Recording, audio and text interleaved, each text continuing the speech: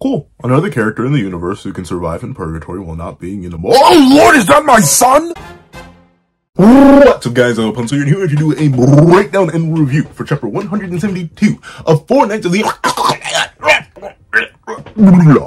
which is known as NASIENS versus Rothis. And this chapter is interesting. It's interesting for a couple reasons. Some of them good, some of them more good than others, some of them concerning, a lot of them interesting. So let's not waste any more time and let's hop right into it. Editing me. Are you ready? 3, 2, 1, go. What's up, guys? Okay, let me not. What's up, guys? I go with a pencil here. Fun fact, I do mean to have it on me and keep it on me at all times. Any another fun fact. And. Honestly, she's still, like, is it crazy to say, even after Mirage Stinger, right? Which in my opinion is, like, the only Sacred Treasure to give, like, a direct amp to any of the side casts that got a Sacred Treasure so far.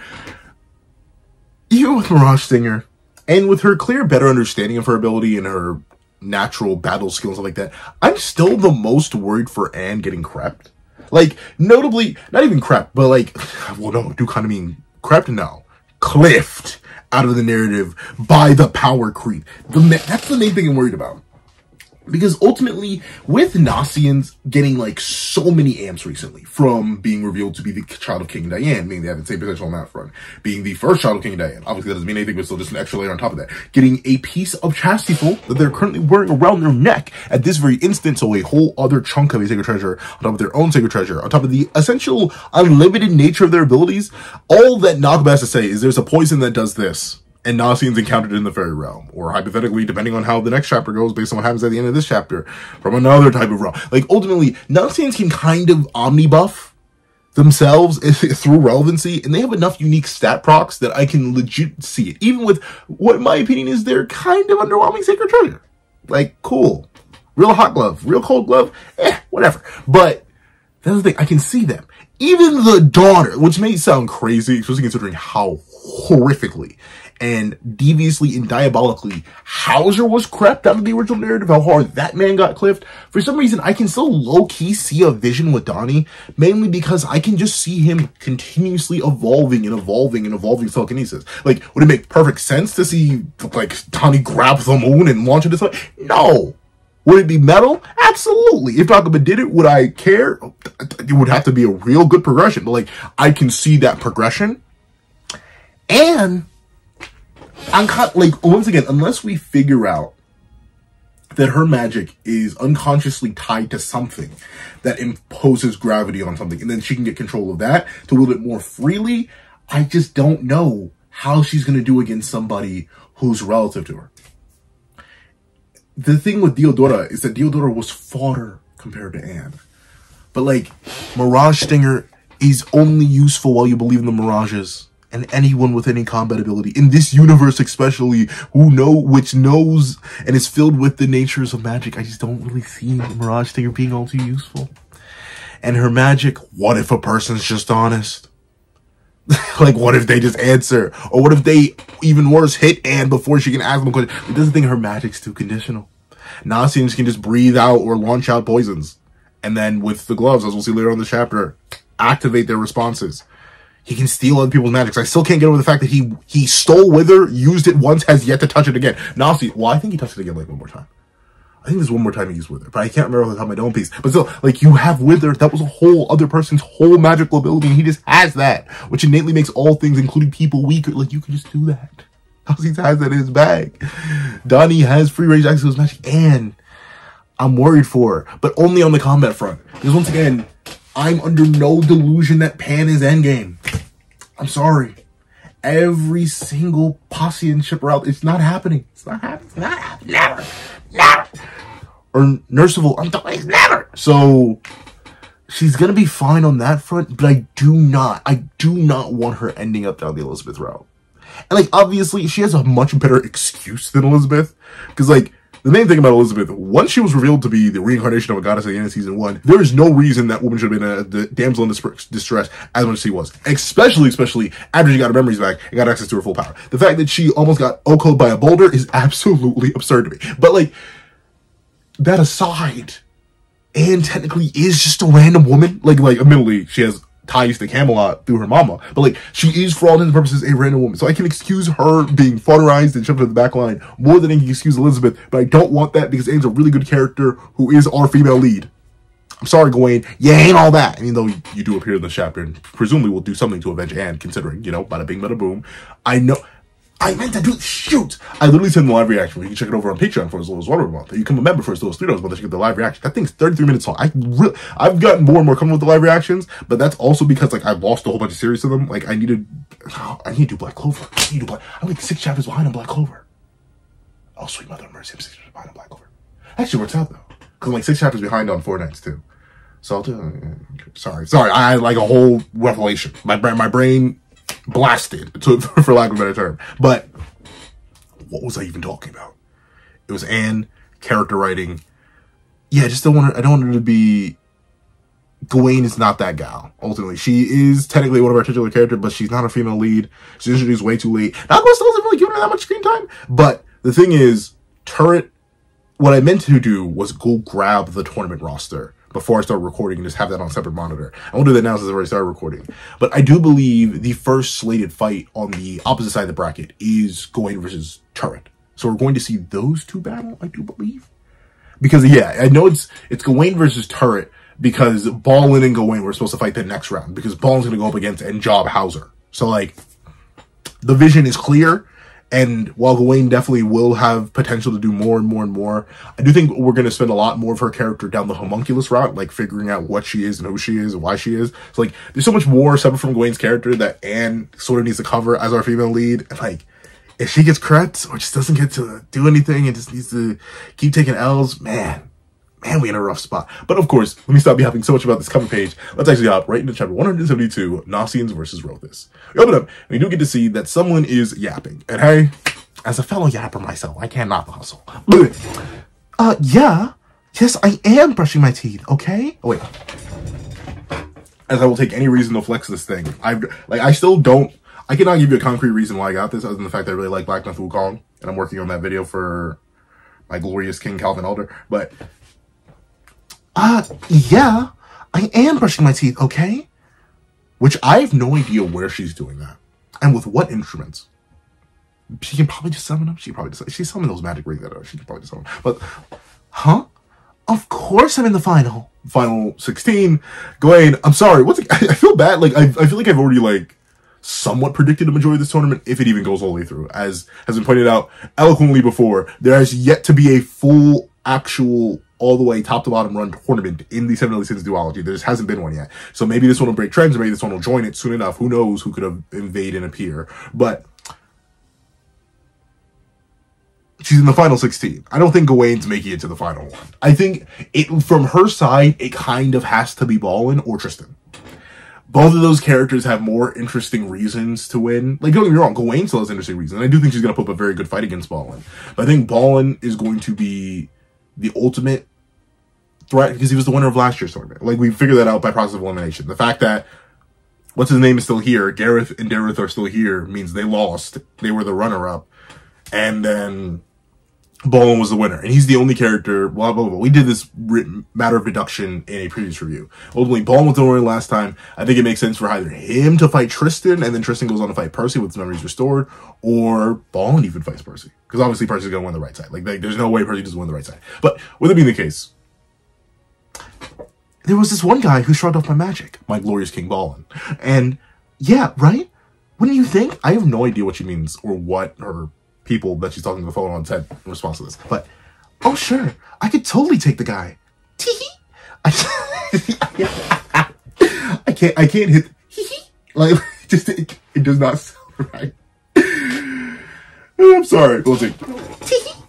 I just got a little timid is all, which is true. Once again, I'll give her this. And this is why maybe she will beat Balin. She did not go into full scale Dawn mode, which is still such an interesting thing. Like, ever since Nakaba dropped the names of all the magics, I think Percival's is still just called Hope. But like, the other three, I still need to sit down and like make theories on all of them.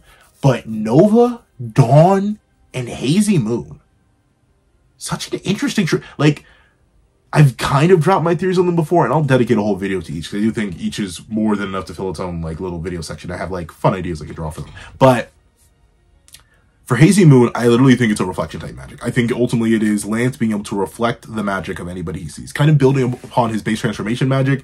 As long as he's able to perceive and understand your magic, he may be able to mimic it or imitate it directly back at you. The only reason I'm hesitant to say that is because we see an expression of his magic when he catches Nashi's attack, but then he just throws the attack back at him while infusing himself into it. So maybe Hazy Moon is more like an absorption and then redirection thing, kind of like a fully realized, with less danger, obviously, revenge counter. Maybe something more like that. I don't know. We may not have even seen Hazy Moons in action, because Lance has been extremely vague in part 1. Tristan, it's hard to argue we've seen anything of Nova, because we know light manipulation and darkness manipulation, which are the two things that Tristan has really shown, are just innate to goddesses and demons. Even his, like, little Twilight chemical reaction at the end of part 1. Technically, that's something any Nephilim could do. So I doubt that's Nova. Like, Nova likely is something completely unique that we still haven't seen yet. And Dawn, it's like Sunshine? Question mark? Exclamation point? I don't know. like I want to say it's like Sunshine, but so far it operates nothing like Sunshine. Like, admittedly, we haven't been around too many suns with planetary orientations to regular, or we haven't been on many planets with regular orientation to the sun. When Gawain got introduced, we were in Leonis. Then we went to Walnock, which was at nighttime. Then we went to the Demon World arc, which has weird sun balance. Like, there are arguments that it doesn't even have a sun, which is kind of funky, because, like, we see a sun, but at the same time, people argue, well, maybe that sun was put there by the Supreme Deity in order to clear up the smog of the... I don't know. It's very vague whether or not that sun we see in Cursed by Light is, like, a Demon World sun, or just, like, a general sun that just happens to exist there because of the Supreme Deity. But still, regardless, all that being the case, Dawn is weird. It's weird. And it definitely makes me wonder, considering Gawain is basically kind of soft confirmed to be a homunculus of sorts, aka a artificial human of some kind, I do wonder, A, if they were created by Merlin, and B, if Merlin very specifically grabbed Sun, looked at the issues it caused Escanor, expanded upon it, only to immediately contract it back down so a human could actually probably wield the divine power. That's the biggest issue with Escanor, right? Like, ultimately, no matter what, even if he didn't burn his lifespan at the end for the one ultimate, he was going to die. Like, there's no ifs, ands, or buts about it. He was going to die, because Sunshine was too taxing on the human body. He was born with it. It was his innate magic, but the human body simply couldn't handle it. And while Gawain clearly seems to be some type of artificial human, she may have had the same problems if she's still based on human genetics. So maybe that's why Merlin toned it down so much and why it doesn't operate too much. But once again, that's headcanon on headcanon on headcanon. Dawn may just be based on Sunshine or Sun, and the actual Grace may have made its way back to Mael, considering he's worthy of it again. And he was the last person to hold it after Escanor, before Escanor got it back from Mael. So I honestly have no idea. It is super duper vague. Once again, we don't even know if the other archangels have reincarnated yet. We were never given a time frame. All that Nakaba said is, oh yeah, they'll be back, because of their graces. And then everybody in the Mama asked, okay, Nakaba, when will they be back? And Nakaba looked at us, and we looked at Nakaba, and we looked at us, and looked at Nakaba, and Nakaba laughed and walked off. So, like, we have no idea. But all that being the case, we do get to see Gawain is talking on the phone with her grandparents. Notably, she doesn't talk with Kay, which is, like, unfortunate. And once again, I don't know. I don't blame Kay. I want to be a dad so bad. But first things first, you need to find a wife to do that. A wife who's willing. And second, I get it. It seems hard. Like, even I look at my dad and how he ended up raising me, and I'm like, couldn't have been easy for you, Pops. Raise a strange kid. So, like, I'm worried, but I do want to be a real good parent. I'd hope if my kid was doing something, like, as crazy as this, they'd be like, hey, Dad, guess what I just did? I tried to wipe a man off the face of a planet with my maximum exterminate ray. And, like, son or daughter, stop doing that. But at least they'd be comfortable with contacting me. But Gawain is very specifically speaking with her puppet parents, or her grandparents. Her grandpuppets? Grandpuppet sounds funnier. Grandpuppets. And we see, oh, you'll be just fine, Gawain. I know you can do it. Okay, Gramps. Can I get it my usual hug? Yes. Hug. Hug. You too, Grandma. Roger that. Hug. No, I genuinely forget, because I glanced over that chapter because I still need to go back and review it, referencing my brain blast earlier. But did they actually not hug each other? I mean, I get it. Like, it's how, like, some people over the phone be like kisses, and they'll make the sound. But obviously, you're not giving kisses, but she says my usual hug. So like, do they just say the word hug? I actually don't remember, but we see that Gawain, in the midst of her phone call or her shell call, which I do think is adorable. You always see like, well, I'm not sure. I haven't actually been to the beach with youth in a long time, but I remember even when I was younger, I always put the conch shell up to my ear and be like, oh, I can hear the ocean. Agent 007. How's the mission going? Like, yeah, you mess around with that. So it's funny to have Nakaba, instead of like introducing an actual, genuine, real life phone, he makes it a conch shell. It's just funny. But we see Gawain hears Shaw, and she says, whoa, what was that? And notably, the phone does hang up. The conch does hang up as Caprioni says, the crowd goes wild at the shock ending. And boy, was it shocking indeed. As Gawain flies out, notably from some strange place. I guess it's just the waiting area for the final participants. And she sees a certain someone stepping, carrying something. I love how you can tell. Like, Percy is such a strong silhouette. Like, I remember way back, man, it's been literally 4 years, hasn't it? 172? It has definitely been at least 4 years. That's what we're doing 4 nights. Golly! I still remember when I was wondering if this series was even going to come out and be a thing. But I remember way back when I used to complain about Percy's hair because it was gargantuan. You can go back to chapter 1. I was not tweaking. I promise you I was not tweaking. Like, chapter 1 Percy's hair is redonkulous. And I didn't really give credit to it, but even now with it being a lot more toned down in proportion with Percy's size, it makes such a strong silhouette. Like, you can so easily tell this is Percy just based on the 2 horns. But with it being the case, she realizes, isn't that the match? Oh wait, no. Capital Ni says, the winner of match 3 in the A block is Diodora. And Gawain says, well, isn't that the match she was? And Gawain sees what happened to one of her friends as Percy strolls on by, carrying Anne, taking a whole bunch of life spirits to attempt to heal her. Anne? Percival, what happened to her? And Percy explains, she was hurt in the most awful way. She needs to rest easy for now. And that's all Percy says as he walks right on past Gawain. Notably, to a place that I don't even know where he's going. Like where are you walking, Buckaroo? But he is gone. Step in. Gawain doesn't even say a word to him. But this is actually kind of interesting to me. Why is it taking so long? If you'll remember, not too long ago, just in the Fairy Kings arc, the whole royal family was basically about to die to world end. Like, legit, exterminate. Like, they were all about to die. Like, lethally. Like, they had all taken lethal wounds. And then Percy immediately popped up and insta-healed them all. So I'm shocked that it's actually, like, it's genuinely taking them a while to heal Anne. Like, there's so many light spirits floating around her, but it's actually taking a minute. Now, maybe this is just, like, dramatic timing kind of thing, where ultimately Napo wanted to give us the image of Percy carrying a beaten and battered Anne, even if it doesn't technically line up with healing feats. And, like, that does technically make sense. But it does seem strange considering how, like, quick and really undefeatable Percy's healing has been shown to be. Like, there have been a bunch of times where characters have taken extremely lethal damage as long as Percy touches them quickly enough. Pause. But as long as Percy touches them quickly enough, it'll typically be fine and almost insta-healed. So it's interesting to see this delay. And notably, I do wonder if it has to do with what did end up attacking Anne. Because in my live reaction, I thought it was something else. But we do get a confirmation of what it was indeed. And I honestly hope we do get to see whatever the design is, considering it did have weird froggy-like feet. But with it being the case, as Percy stomps off and tromps off, we do get to see that certain people walk right on up to Gawain. And notably past them. 2 people in particular. The natural result of the weak daring to tackle the strong.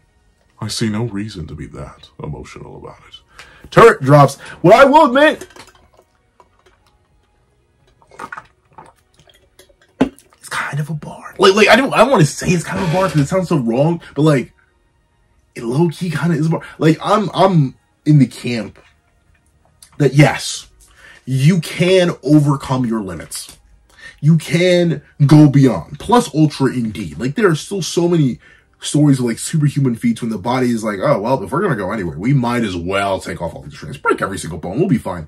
Like, mothers lifting cars off of children, people fist fighting grizzly bears. Like, what's that one? There's, like, I think it's what the movie Revenant was based off of. There's, like, that one guy who was an older gentleman at the time went 1-to-1 with a bear and fatally wounded it, and their bodies were found like 20 feet apart from each other in the same clearing. Like clearly, human potential is absurd, far beyond what we should be able to do. But I do agree with that fundamental principle where, like, if you look at somebody and you know you're going to lose, don't fight them. No, do not fight. Even if you're uncertain, unless you are really willing to throw it all away in the moment, don't. There's genuinely, unless you're getting paid for, unless you're getting those fat racks, unless you're an MMA boxer or any of that sort, and you're getting them fat racks, them big stacks, don't fight people. It's literally, like, I can rarely ever think of a time where it's worth it. Even if they've done something to wrong you that you really, really, really don't like, call the cops. Okay, like, literally, do anything but fight them. Your body is extremely fragile, and trust me, it will remember. It will remember. So, like, there's never, at least in my opinion, there's never any reason to fight, especially if someone is stronger than you. Now, of course, Turret is, kind of multi-speaking right here. And I wonder if this is a comment meant to be made towards Gawain, or a comment meant to be made towards Theodora, because that's who he's walking with. And we see Gawain says, "You think I'm going to ignore that?" And Turret responds, "Did I say anything hurtful at all?" And in my opinion, no, technically Turret didn't say anything wrong. But the reason I say this could technically be doublespeak, not only just a jab at Gawain and clearly the group of the four knights, though I highly doubt Turret actually knows them because they do have the rings on. But I think he may be talking to Theodora, because ultimately, in reference to their battle, Anne was the strong and Theodora was the weak. It was the natural result. The natural result was Turret stepping in to defend Theodora because Theodora couldn't defend himself. And then by proxy, the dynamic was flipped, where ultimately Anne had no reason to challenge that purgatory beast that she couldn't even perceive. That's what it is, but like obviously. So it's an interesting philosophy. And I do like that Gawain and Turret are getting some sort of connection built up before their battle. That's the only thing that is kind of iffy and wacky about tournament arcs, especially when you're introducing new characters or semi-new characters. Like, it's hard to set up beef before a match. But this is a good way to do it. I'm glad that they had this little interaction. I'm glad that they bring up this conundrum. And the question is, what do you guys think? Do you agree with Turret, and I guess your boy, when we say, hey, if you aren't stronger than your opponent, don't fight them. Or if you aren't as strong, don't fight them. And especially if you're the weak relative to the strong in this instance, don't fight. Do you agree with that? Do you agree that ultimately the natural outcome is for the strong to overpower the weak? Or do you guys believe in something different? Do you guys think ultimately it is the mentality of the weak and the mentality of the strong that matters the most, and in spite of physical ability, the weak can always overcome the strong? Let me know. But with it being the case, we see Gawain watch as they walk deeper and deeper into this labyrinthian maze with silence in her eyes, but obviously a clear determination. However, of course, this isn't the only person who has some sort of intense feelings of the scenario that just happened. Theodora hits the, "How dare you!" And of course, Turret is like, "I swear, sweet Mother Mercy, I do not get paid enough for this. In fact, I don't get paid for this at all. Why did I let Rothus drag me along? What is the matter?" And Theodora declares, "Why did you have to use why did you have the purgatory beast attack her? Do you think I want that?" So, it is in fact a purgatory beast. Now, I genuinely don't remember one that was flat out invisible. I remember the different types of perk beasts, some of them. Like, I remember the two main types, the natives and the non-natives. The souls and the actual flesh living beings that have evolved to exist in that realm. But, like, genuinely, I'm trying to think.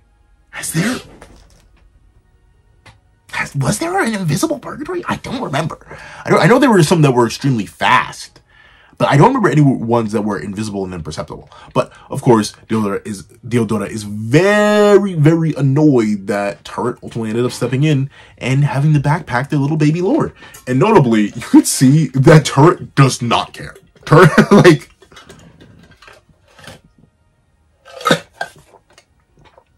I'm sorry, we must stay hydrated. But Turret does not care at all. Not one iota. As they just look at Theodora like, "You're lucky I love you, kid, you stupid individual." But with it being the case, Theodora says, "You had better have a good excuse, Turret." And like, Once again, I find myself aligning with Turret so consistently that it actually kind of scares me a little bit. But low-key, I cannot blame Turret for their rather, like, indifference/blase reaction. Cause, like, dude, what do you think I did this for? What am I even here for? What do you want? Like, of course, I do agree that Turret did go a little bit too far. And that's what Diodora claims. What would my dad say if he saw such a cowardly move? And Turret just reminds Diodora of what they're actually here for. It is for the sake of your father that you seek to win this, no matter the cost. Didn't you say so, Lord Diodora? So, he just reminds, ultimately, his daddy don't even care about him no more. He's a random. And honestly, this is what makes me believe that this page is much more layered than what it initially seems. Because Diodora says, yes, I know, but still, that was going too far. And I do agree with that. Once again, as much as I said, if you're fighting, don't, like, run. Unless you think you cannot run or your pursuers and you need to get active one way or another in order to survive, then do it. But another thing, yeah, I think once you've knocked out your opponent and, like, you can tell they're knocked out, or it's declared, like, especially in an official match kind of format, like here at the tournament, once someone's knocked out, I'm not going to keep hitting them. In fact, I might just no, I'm kidding. But, like, legitimately, I don't think that is, like, valid excuse to keep hitting them or keep brutalizing them, because that's what Turret was ultimately doing. Like, after the knockout, it was just brutalization. And, like, dude, like, there's negligible, there's literally no point to that. Like, come on now, dog. Come on now. Like, what, you just, like, hurt people? Like, come on. But with it being the case, we see that Turret goes, good for nothing, boy.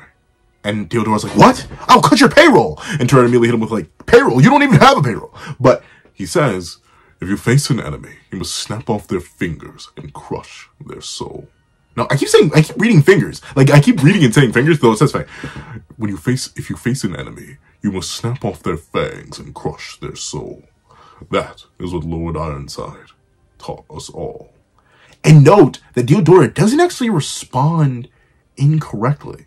He doesn't say, no, you're wrong. My dad would never say that. No, it shows that Ironside did seemingly drop at least a little bit of his truth with Diodora for him to not be completely, you know, empty, quote unquote. He does have some sort of concept. You'll see the concept of violence and retribution when it comes to that. But we see that Turret says, Rothus will be up next. I'm sure it's in the bag for him. So please rest while you can, my lord. So, you may be wondering, you know, Turret, he kind of just mean to everybody. Like, he mean to Anne, he mean to Gawain, he mean to everybody. He's even mean to Diodora. What's the point? I genuinely think that this isn't really a sign of Turret being mean to Diodora. I think this is Turret genuinely repeating something that Ironside said. The main reason I say that is, if you'll remember, technically Rothus and Turret have no obligation to be taking care of, or protecting, or overlooking Diodora. Right now, Diodora is homeless. He has not a single dime to his name. He has no combat experience. He's weak. He's forward. He's booty. He's butt.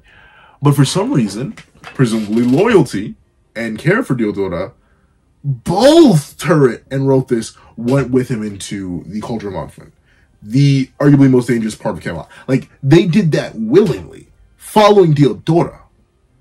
And, well, admittedly, yeah. My brain was like, wait a minute. Did actually follow Diodora? But with it being the case, Lord Ironside taught us all. I genuinely do think that Rothus and Turret do just deeply care about Diodora, because if they didn't, they have no reason to be here. Ironside literally told them, remove this. Whose baby is that? It may say Ironside, but it don't belong to Ironside. Like, legitimately, he hit that. And ultimately, Turret and Rothus stuck with Diodora when they easily didn't have to. They could have just kicked him out and kept it pushing. But no, they're two good, loyal people. And even if this comes across as rude or devious or diabolical just because of how he says it, I think Turret himself also deeply cares for Diodora and his success. So, it's clean, it's clean, it's clean. But with it being the case, Turret, yes, that's in the bag, you say. We shall see, we shall see. As we cut away to the arena once more. Match 4 in Block A. Nasiens against Rothus. Let the battle begin. And we see Rothus immediately lunges in with a blade and says, How about we wrap this up real quick? I want to check up on Lord Theodora, so I don't know why I gave buddy. I will not do this right now. I refuse. I don't know why I keep giving like Rothus the most deep generic shonen main character accent I can muster, but for some reason he just gives me those vibes as he lunges in and says, I want to check up on Lord Theodora, so I need to give you front shots and then back shots. And Nasien's like, I'm only into those from my beloved, glorious, legendary, juicy, scorpiously king, Percival, and draws both blades. One backhand grip, which is interesting, and the other front hand grip. But then again, no, never mind. He always wields it like this. I remember because even one of my favorite panels of Nasien's has him wielding the blades. Literally like, let me not make sure you don't fall out. Literally like this. Like, it's not the exact pose, but he does like dual wield like that all the time. One to hold with this and the other to hold like that. But within the case, they draw them both and boom, they clash here. And very specifically, they do actually seemingly even out. Remember, Nasien's does in fact have the Ceranos horn. He does have that juice on him. That walk. And also, he has Wither, which he has not, like, I do not remember, so someone feel free to correct me if I'm wrong. Does he use Wither from the point of, since when he acquired it? Like, I know he used it on something else later, but like, I have no idea. Where was my brain going with that? This is what happens when I try to go esoteric and try to start speaking. But, Nasien's blocks, dual overhand swing. The point, whatever point I was going to make is gone. It has vacated the brain. What was I talking about? Rothus lunges in, Nasien's blocks. Oh, duh. I was talking about Nasien's Ceranos doping. Like, he should be hitting that bad boy. Like crazy. He should hit that bad boy immediately. And he should use Wither. I don't think he's used it since he initially acquired it all the way back in the Dark Talismans arc. Which may be hard to believe, but that's like 3 years ago now.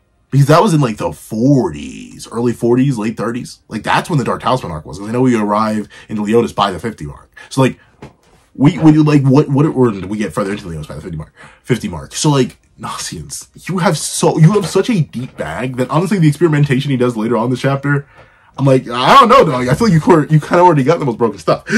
But we do get to see that Nasiens on the block says, that sounds so wrong. Nasien's on the block. Don't picture that image. But we see Nasien's declare, I saw you and your partner conversing during the last match. You did something, didn't you? Nasien's hits the deflect, and Rothus says, ha! You got any proof? And I'll admit, that's also why I give Turret such like the generic stoic anime protagonist voice. He kind of just seems dumb. Like, why would you even say something like that? And like, honestly, I would hit Nasien with I have no idea what you're talking about. Even though I would know exactly what I'm talking about. Because like, literally, Rothus ordered Turret to do it. Stay hydrated, folks. But like, Turret ordered Rothus to do it. So like, if there's anybody who knows, it is Turret. But, not Turret, it is Rothus. But the one thing I do want to point out, even though I don't know why it's like this, these look familiar to you? These markings.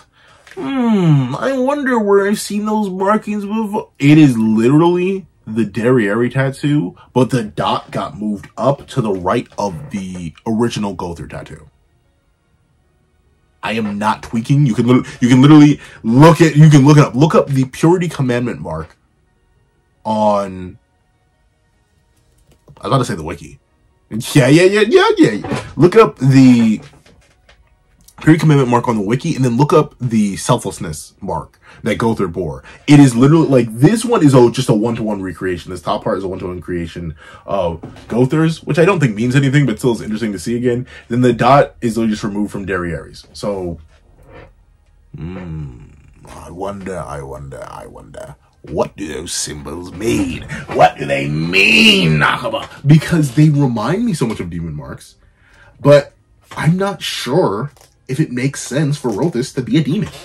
Especially considering this is the first time that if we've seen somebody in demon mark, they do not have the all black eyes. They just have the demon mark. At least I think. Then again, I may be misremembering. If anyone can remember a time where Mel or Zell or any top class demon with a pair of human eyes actually like didn't have to worry about their demon mark fading into their human eyes because, or am I tweaking? But with it being the case, we see that Nasiens declares, "That reply is the most daunting of all. I don't know how, but I'm sure the two of you interfered in that battle." And we see that ultimately, Rothus is like, "All right, so what if we did, huh? You built like that? You gonna stop me? You gonna give me back shots? I'm the back shot." Okay, but we see that Nasiens gets knocked back, and then it is like, "Oh, you wanna know what I do?"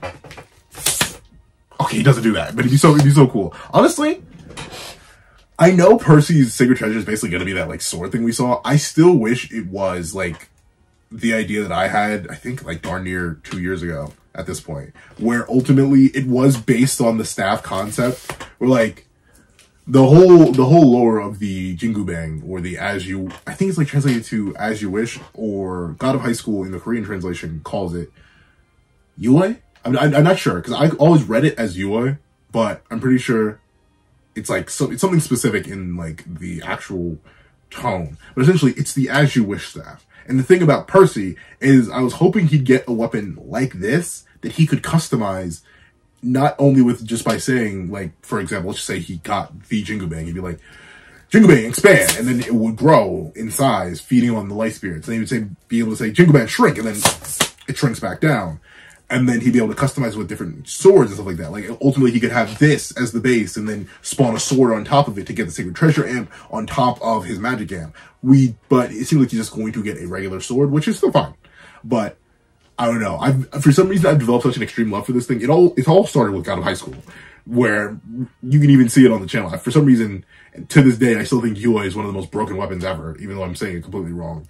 And then Black Myth Wukong came out and got me obsessed with it all over again. Then I got to the Final Chamber, and I got this in the game. I was like, I gotta get. But with it being the case, all that for Nasiens to say, "Then I will do this," and they start using venom mixing, Misty Rain, and Snow Coral. Now I feel like we have seen Misty Rain before, but Snow Coral is new. And Rothus looks around and is like, everything's sparking and flickering and flashing. What's going on here? And we see Rothus is even like, Buckaroo, you call this an attack? Like, it doesn't even tickle at all. And Nasiens declares, "This comes from a plant growing in a cold fairy realm cavern. Inhale it, and it will slowly paralyze you from the limbs up." So, like, Nasiens, why are you not venom mixing this with Wither? I mean, it probably is really kill people. Like, if they couldn't move and their bodies are being deteriorated, it would literally kill people. But, like, Nasiens, if you don't get that dub, like, it's literally because you decided to not log in, Nasiens. Like, you should have immediately thrown in some Wither in there, and that would have been perfect. As it's revealed that the Snow Coral does cause this paralysis effect, but also he explains the most fascinating thing about it is the pollen. And we see that Nasiens whips, and Rothus says, "It's poison?" And Nasiens explains, "You see how it vicariously reacts in oh wait.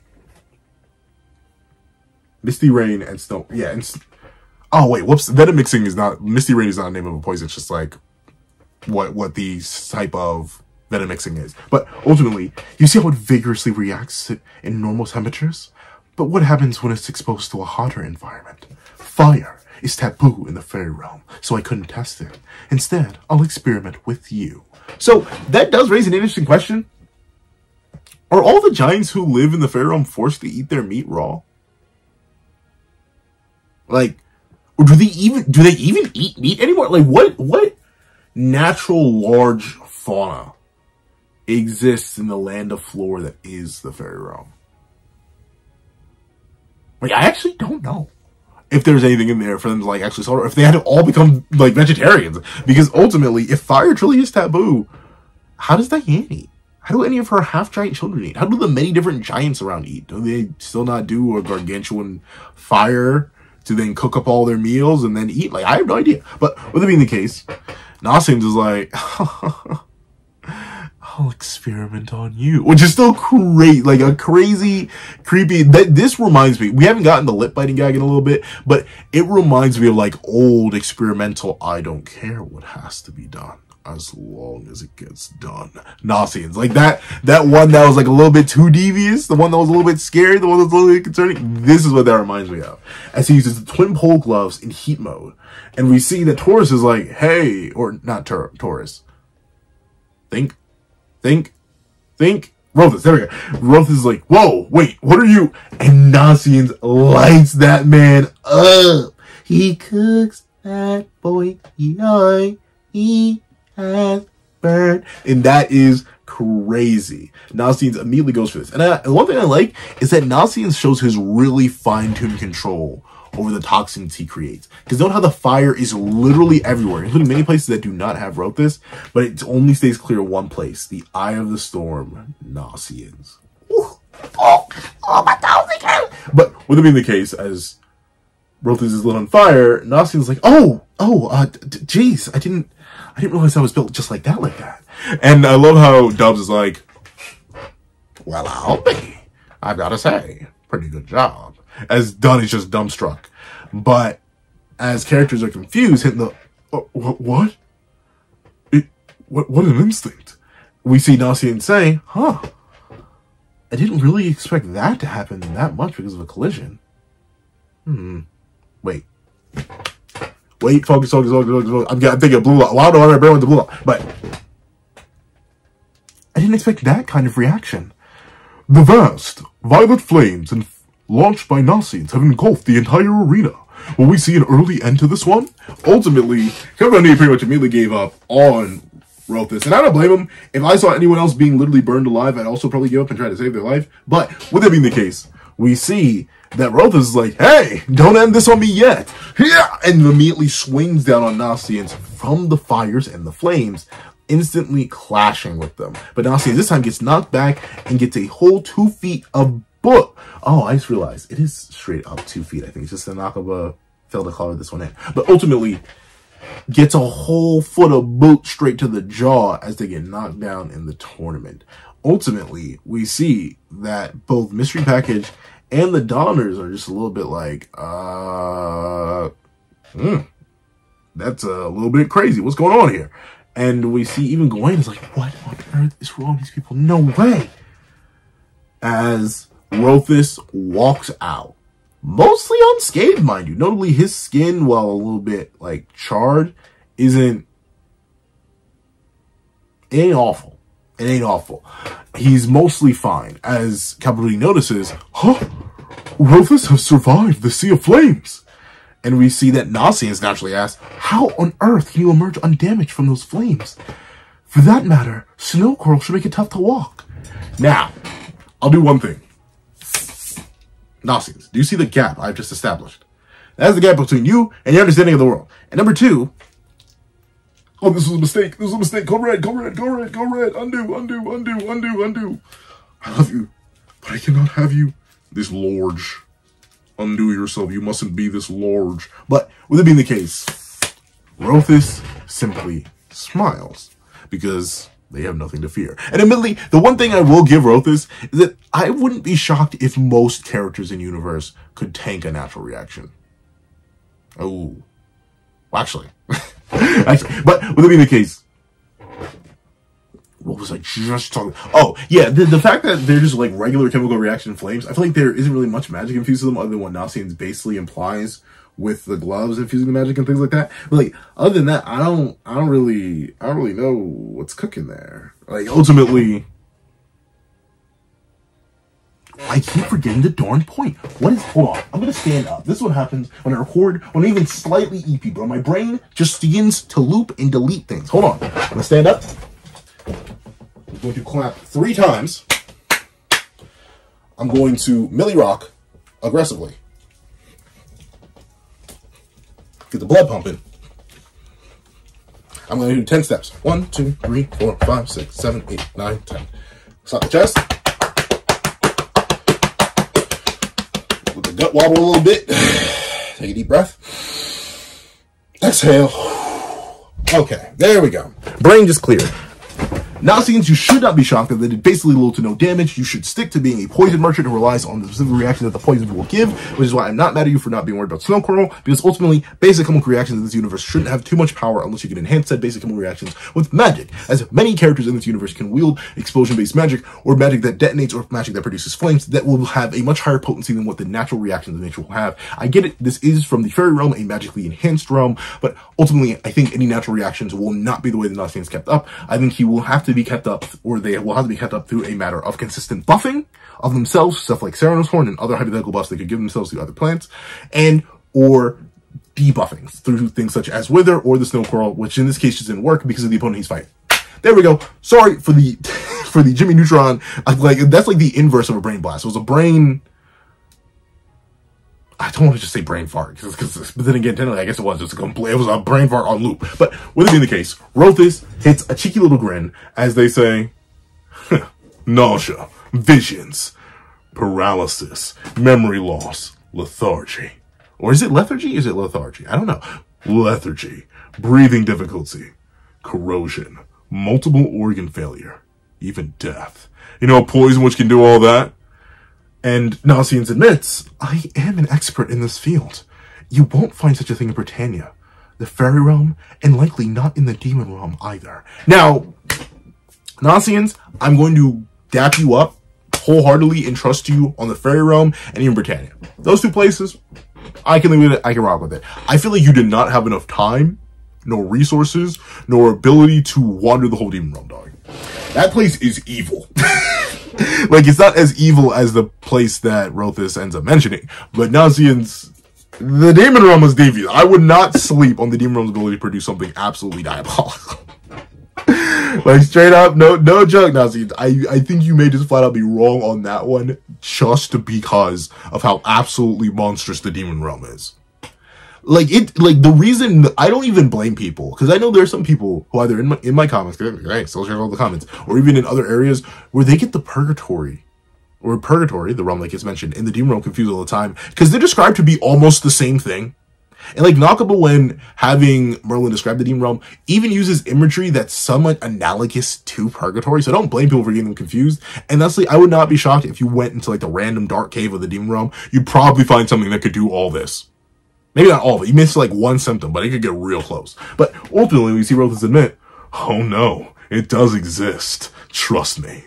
It's not in a world all of you would be familiar with. Now, I'll admit, it is actually kind of weird that he drops, like, I get narratively why he drops all this lore. One, it's to reintroduce the concept of purgatory to Fourknights readers. Naturally, as a sevendeadlysins reader, I hear and know and talk about purgatory all the time. It's one of the major realms. I reference it all the time. I mention the realm listings and stuff like that. I talk about how it's like the only realm in the sevendeadlysins universe to run on a different time scale than the main universe. Like, I talk about it all the time. But in universe, I think this is the first time the realm's been actively mentioned, like, ever in the entire run of Four Knights, which is crazy to think about considering how long Four Knights has been going on. But like, we haven't really gotten any concrete mention of it outside of the loose references to it in the Purgatory Beast that the Chaos Knights have gotten access to. Like, that's it. And even then, if you have no idea what Purgatory is, the name Purgatory Beast just sounds strange. Like, you have, and notably, the sevendeadlysins Purgatory is a lot different than what the common conception of Purgatory is for a lot of people whenever they hear the word Purgatory. People think of, like, the Fields of Apostle from, I want to say Greek mythology, but I'm not sure if that's like a Percy Jackson original thing. I think it is from Greek mythology. And the Fields of Apostle, where it's just neutral wandering around souls. No, Purgatory is like, basically the Fields of Punishment. Like it is a terrible place. As Rothis explains and reintroduces for everyone who just didn't read the original series, or even those who haven't talked about or read the original series in a long time. Heck, it's been 5? Has it been? No, it may be nearly 6 years since NASIENS ended. I forget when the publication ended in 2019 or 2018. I think it's either 5 going on 6 years or 4 going on 5 years since NASIENS is over.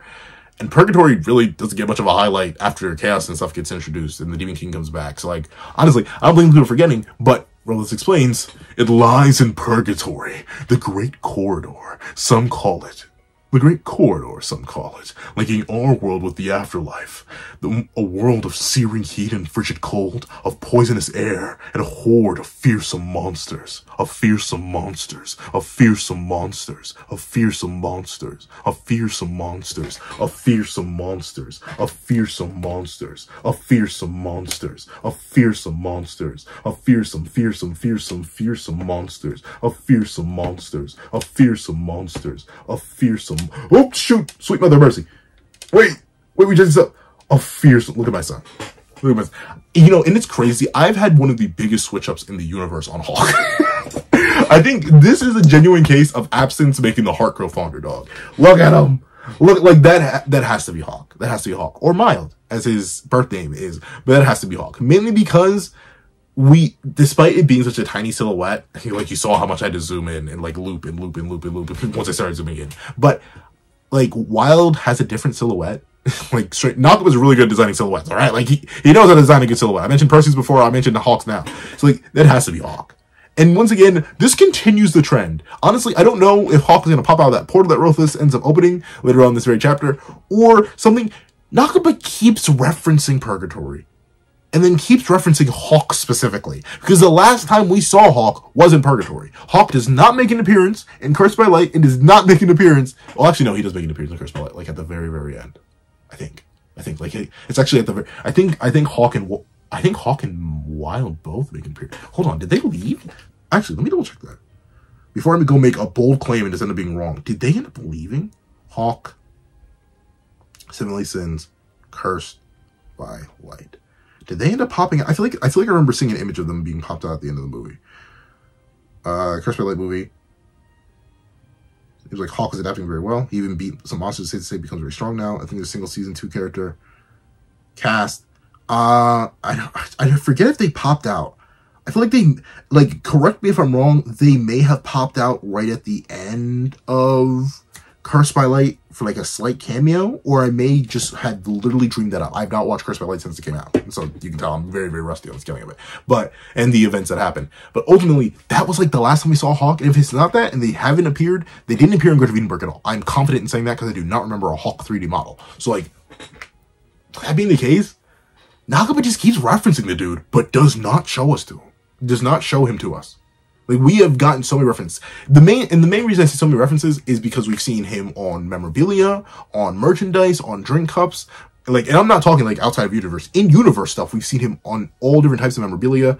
There's that one weird knight guy who kept popping up with the hawk head. He was like walking around Leonis in one chapter. Then he was fighting Meligal in another chapter. He had the hawk head. Like, we keep getting references to the guy without actually referencing the guy. And now that we've basically deleted Sin as the animal rep mascot and just abandoned Sylvan and Escanor, two animal mascots, one of which was sentient and kind of funny. Like, ultimately, is this like building to a Hawk? I have no idea, but there he is. There's my boy. There's my baby. But let's zoom back out. Let's see. Let's go back in. There we go. Back to regular size. The Great Corridor, some call it, linking our world with the afterlife. A world of searing heat and frigid cold, of poisonous air, and a horde of fearsome monsters. Let me stop. I know there's some people who like just listen to some of our reviews, and I wonder if they started to tweak. Because that's happened to me before. I've been listening to a video, and then there'll be like a moment in the video like that where they'll just start looping and repeating, and I'll tweak. I'll be like, what's happening? Like, did the player break? And I think I did a pretty solid job of just repeating, of fearsome monsters, of fearsome monsters, of fearsome monsters, but Purgatory? And we see that Rothus immediately starts hitting the Purgatory no Jutsu and starts throwing out them hand signs. I'm not going to copy them because my fingers hurt. But we see that Rothus reveals that he's another character. Now, notably, he says this magic. I'm not sure if that means this spell or his own innate magic, because he mentions his invulnerabilities as something separate. I'm not sure if that's magically imbued or chaos imbued or anything like that, but if he's another character who can manipulate the realms like this, that's actually pretty interesting. Because remember, while they're now calling it a great divide, or like the Great Corridor, as some call it, remember, Purgatory is just where a bunch of souls end up. Like, souls just end up there organically. and just end up suffering and like turning into those weird monster beasts that are not the non-native species. So the fact that he can tear a hole in the realms like this is actually pretty impressive. As he says, this magic creates a rift leading to it, gatekeeper. And I also have resistance to the heat, cold, and poison that streams out from it. Which is actually very, very impressive. Like, remember, the only reason Meliodas survived there super duper well is because he was a soul. And the only reason Bond survived there super duper well is because he was literally immortal. And the only reason the Demon King survived super duper well there is because he was a deity. Rothus is like the first regular dude that's just able to go in and out. And it makes me wonder, is he the one? Is there like a whole squad of Rothuses or people who go and collect purgatory beasts? Because we know they can summon them. I don't know. Is that part of his job description? I have no idea. But ultimately, we see that Capital D notes, a strange crack looms above Rothus's head. What could that be? And Rothus declares, your luck's just run out. You don't have a single weapon that would work against me. And we see the hole of purgatory open up. Now, typically, I'd be very doomer about this. I'd be like, oh, well, Naziens, it's been real. It's been fun, yay. It's been cool. We had a good run, didn't we? But unfortunately, you gotta get taken out in the first round too. But, big bodacious booty butt cheeks. The one thing I'll say is, that phrasing is interesting. You don't have a single weapon that would work against me. A single weapon, huh? And note, so far, despite the chapter being called Nasiens vs. Rothus, Nasiens tried like 2 things. 2 poisons. That's it. And like 1 activation of their gloves. Nasiens still has Wither. Still has Serenos doping. Still has Flight. Possible nature manipulation. Possible earth manipulation. That's the one thing they didn't show. They seem much more fairy-like than they do giant-like, obviously. But still, remember, they're half Diane's kid. So like, there's still so much they could learn. And remember, Nasiens is magic. Poison. What is it? I forget if it's Poison Max or just Venom mixing. But remember, ultimately, Nasiens is immune to poisons. So, if a devious poison or plant ends up streaming out of purgatory and trying to attack Nasiens, that's just going to buff Nasiens more. Make them ever stronger. And of course, the reason I say this phrasing is kind of funky, you don't have a single weapon. Let me see if I can find a panel that displays it nice and calm, nice and cleanly, nice and deliciously. Where is it? Where is it? I saw it in the live reaction. Where are you? Where are you? There it is. It's a lot less detailed, so, but Nakaba does make sure to draw it. Nasiens still does have that piece of chassis full. Now, would it be a bit early to unload that Chekhov Splagooter? Possibly? I wouldn't say it's absurdly early, though. Because remember, Nasiens only does have a piece. And it would make sense they would need a lot of practice to wield it. So I wouldn't be shocked if they end up pulling it out. And another reason why I wouldn't be shocked if Nasiens still does end up clutching up against Rothus is because I think Rothus versus Diodoro would be a really boring match because Rothus will just give up. Because that would be the next match after this, I'm pretty sure. Because this is round 4. So Percy would be fighting Mystery Package, aka Dubs, in the next round. And then it'd be Diodoro, who won the last round, versus Rothus. So that'd be like super boring. And I do think Nakaba wants to create interesting fight choreography and still have interesting conflict. So I think Nasiens would definitely be digidestined to lose to Diodora, likely through the interference of Turret and Rothus in some way, shape, or form. But I think it could be interesting to have Nasiens clutch up here and sort of show off their abilities there. So that's my only hope and hope, because I don't want Nasiens to lose too. Because then that would be the entire Percy platoon outside of Percy himself being out in the first round. In the first, what, like 6 chapters of this tournament. Which would be kind of bad. But with it being the case,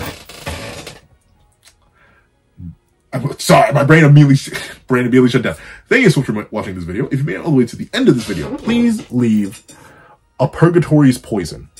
A Purgatory's Poison in the comment section down below. And thank you so much for watching. Please remember to leave a like, share, comment, and subscribe. And make sure to hit that little notification bell so you don't miss out on every videos that come to the channel. Also, I do have a picture down below where you can support me for as low as $1, get $1, no things like exclusive videos, early content, and more. You also now become a member of the channel for as low as $3 a month to get the same perks and more. So those perks will include the live reaction to every series I have to review, including a 33-minute live reaction to this very chapter, ad-free variations of all my videos, and becoming to a $50 Patreon or a $20 member, you can order whatever video you want. Also I have a link to my Ko-Fi in the description down below, where you can drop 5 beans for a short video, 20 beans for a long video, or any beans at all. Any support is always greatly appreciated. Now, I'd like to thank you so much for watching once again, and I hope you guys have a wonderful day. This is That Guy with a Pencil, writing off.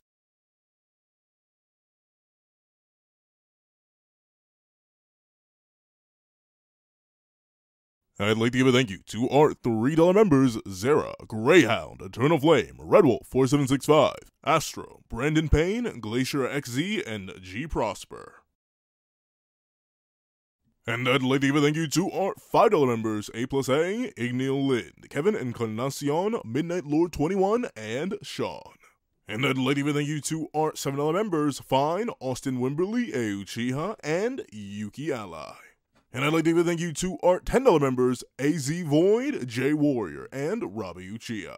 And I'd like to give a big old thank you to our $10 patrons, Overlord Zero, Joaquin Munoz, and Idem Okami. And I'd like to give a final, gracious, gargantuan thank you to our $100, that guy with a pencil tier patron, Calvin Elder.